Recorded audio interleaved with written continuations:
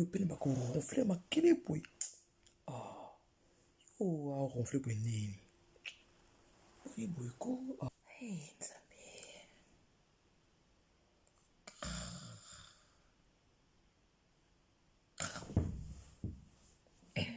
Ah, yo pela mkanani ko.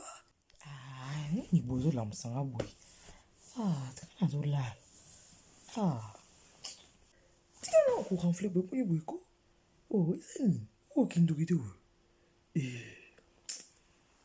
Oh, ni pite yo. Tanga mapula mabe boy.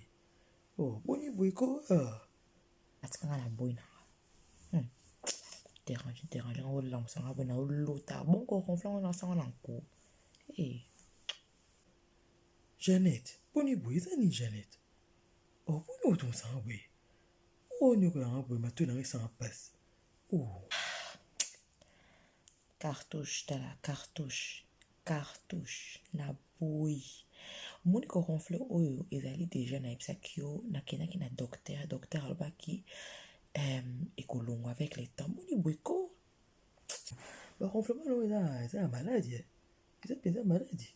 C'est quoi ça? Oh, ronfle, ronfle, oh, mais c'est pas normal ça. Bon ko ronfle, on lance un coup. Eh. Ah, so lingi to le na sa le tenga te. Ta so bandi sus. Ah, ngaye.